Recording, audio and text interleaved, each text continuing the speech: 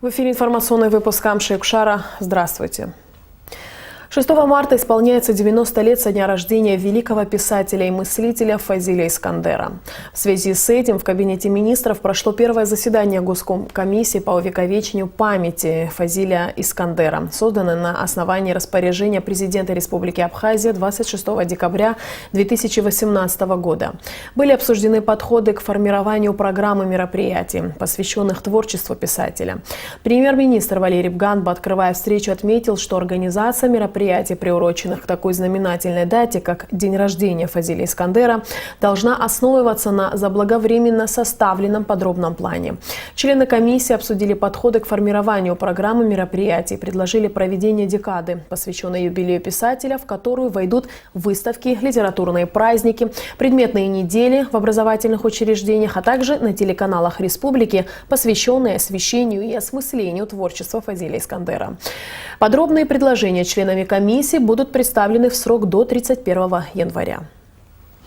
В день рождения писателя 6 марта пройдут в Русском театре имени Искандера в Абхазии и в Литературном музее в Москве юбилейный вечер, который посвящен творчеству известного писателя. Также поступило предложение от нашего института, Абхазского института, провести большую научно-практическую конференцию, которая посвящена творчеству писателя в России, в Абхазии. Очень многие его исследуют, многие защищают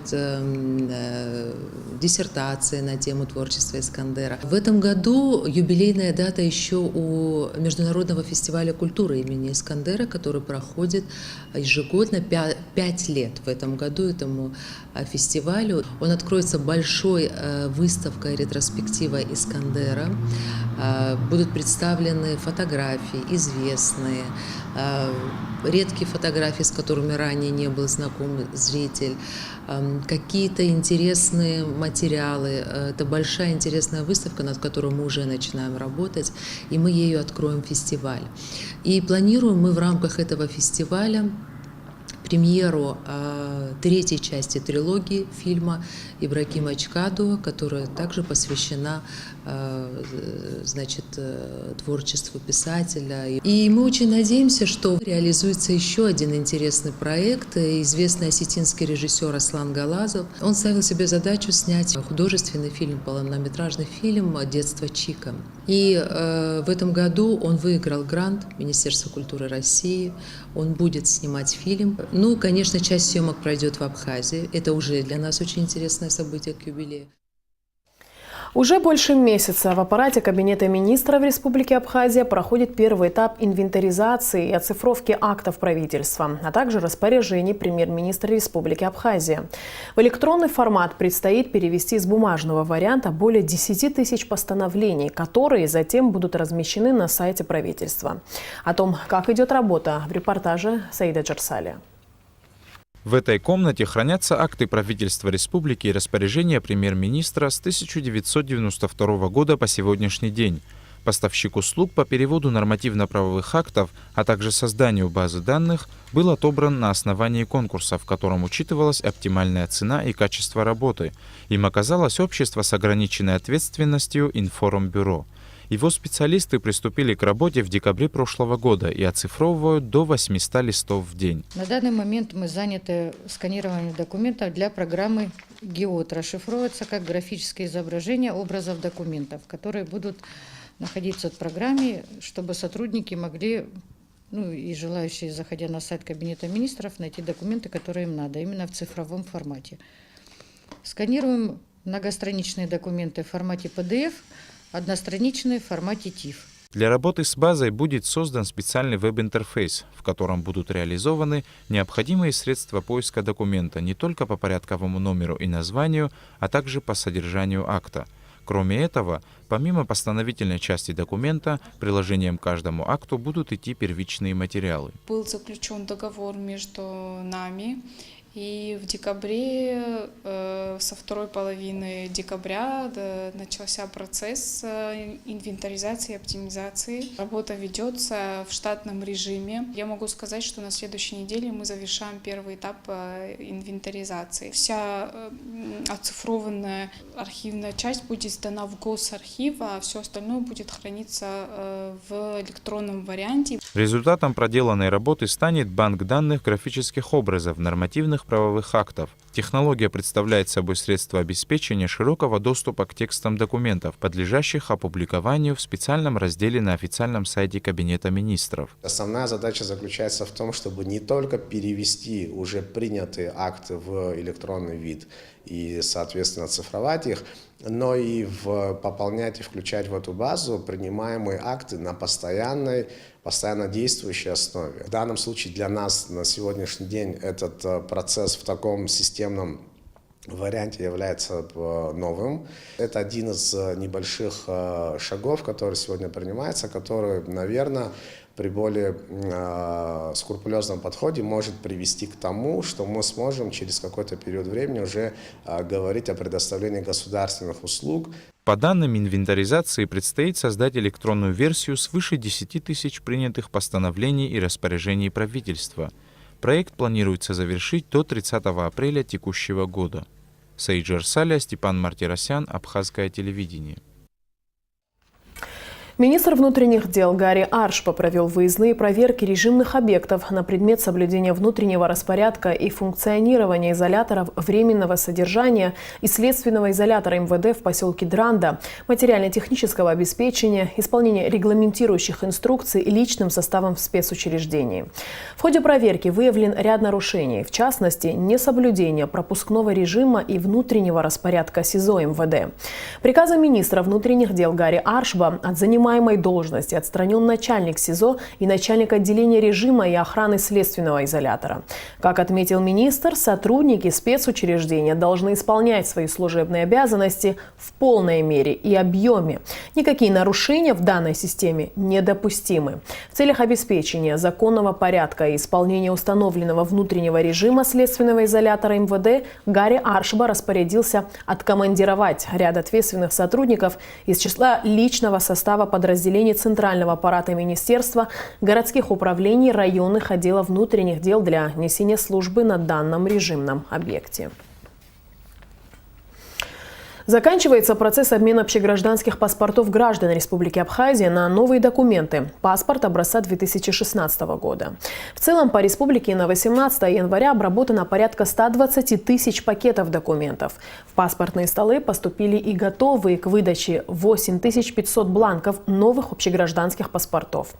Паспортные службы МВД Абхазии сообщают гражданам о готовности документов и приглашают к получению в удобное для них время. В целях беспрепятственного пенсионного обеспечения граждан Республики Абхазия, согласно постановлению Кабинета министров Республики, срок действия общегражданских внутренних паспортов образца 2005 года для пенсионеров продлен до 1 марта текущего года. На Гумистинском мосту вышел из строя так называемый деформационный шов, предназначенный для уменьшения нагрузок на элементы конструкции в местах возможных деформаций. В результате на проезжей части моста появились трещины. Помимо этого, есть проблемы практически по всей трассе Псоингур. Наши корреспонденты проехались по дороге вместе с гендиректором Абхазавтодора Борисом Ачба. Алика Трапш расскажет подробности поездки. На главной республиканской трассе Псоингур выявлено немало опасных участков, проезд по которым сопряжен с повышенным риском дорожно-транспортных происшествий. К примеру, буквально несколько дней назад на 9-м километре республиканской трассы Псоингур в районе поселка Цандрыпш прямо на проезжую часть упали 3 дерева. К счастью, в этот момент дорога была пуста и не было машин. Силами ДРСУ-1 города Гагра трасса была очищена от завалов. Но ситуация здесь по-прежнему остается сложной. Часть деревьев вдоль автотрассы растут криво и при непогоде могут упасть на проезжую часть, куда хуже и на сам транспорт. И потому необходимо предпринять незамедлительные действия по устранению проблемы, говорят специалисты. А на 14, 17 и 19 километрах трассы Псоингур ситуация в разы хуже. Практически ежедневно здесь происходит расползание насыпи и обвал камней, а во время непогоды и сильных дождей случаются и обвалы крупных валунов. Срочно надо принимать меры.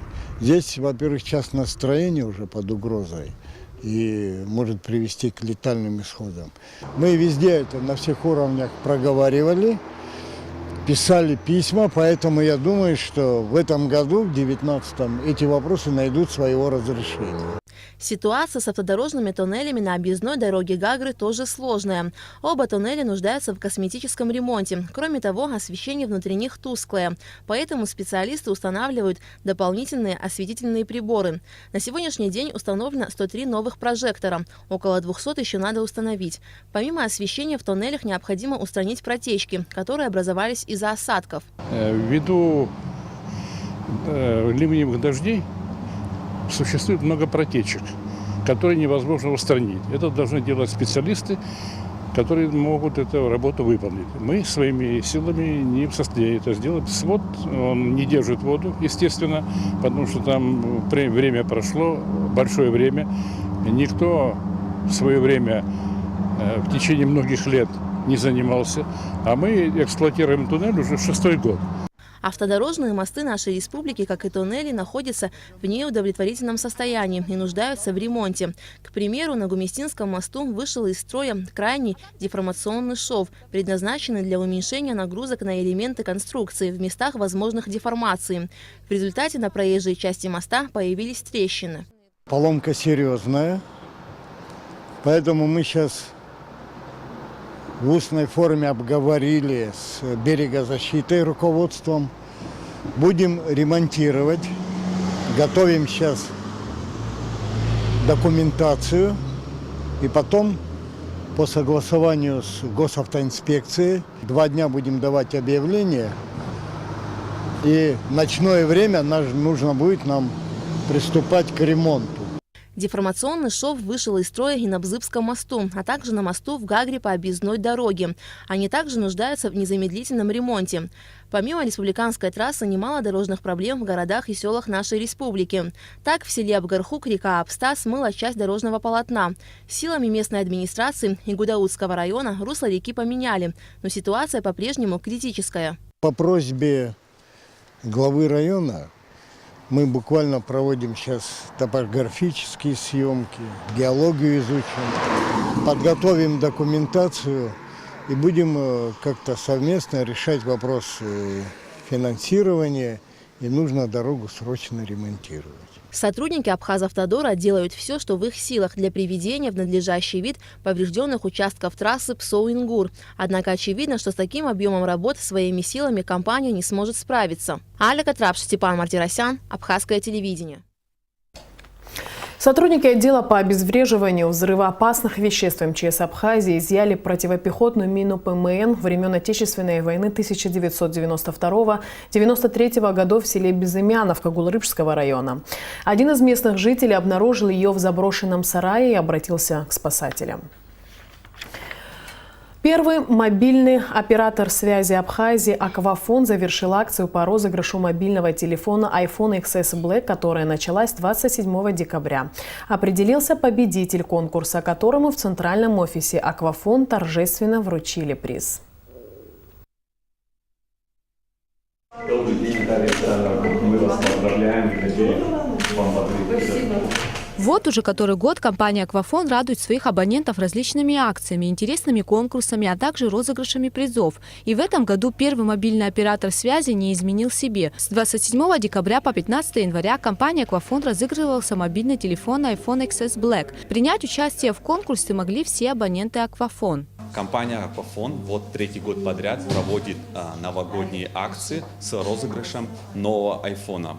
Каждый мог принять участие в данном розыгрыше. Также хотелось бы отметить тот факт, что данный телефон был куплен у наших партнеров, магазин бытовой техники «Эксперт». Они выразили желание предоставить гарантийное обслуживание, а также они готовы предоставить любой чехол на выбор и осуществить поклейку защитного стекла.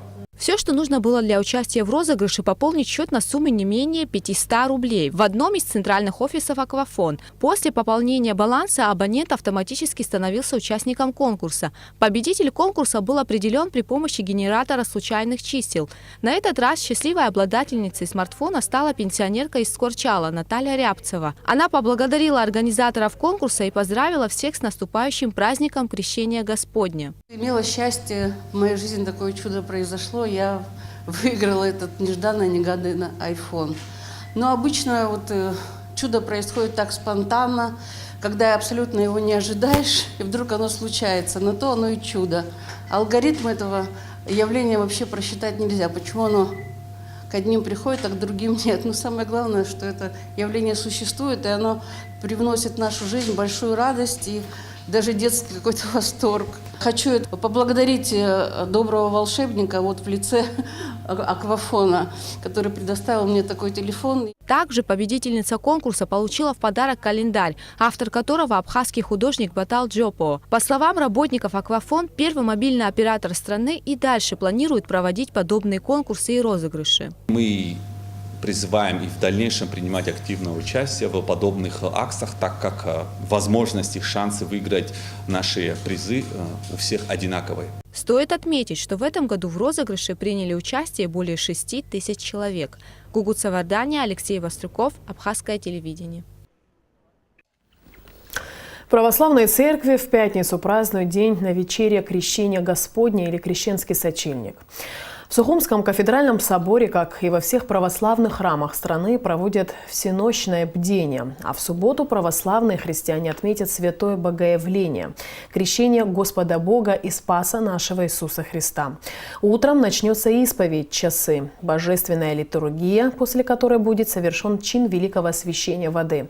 Как разъясняется в православной литературе, слово «навечерие» означает преддверие церковного торжества. Второе его название – сочельник или сочельник связано с традицией в этот день варить пшеничный взвар с медом и изюмом сочево. В этот день, как и в рождественский сочельник, не вкушают пищу до выноса свечи после литургии утром и первого причащения крещенской водой. Великое освящение воды происходит 2 раза – в крещенский сочельник и непосредственно в праздник Богоявления. Освящение в оба дня проходит одинаковым чином, поэтому вода, освященная в эти дни, ничем не отличается. Ну а сейчас о погоде. По сообщению Гидромедцентра, в выходные дни в Абхазии ожидается небольшая облачность, преимущественно без осадков. Температура воздуха ночью 0 плюс 5, днем 6 плюс 11. Температура морской воды плюс 11.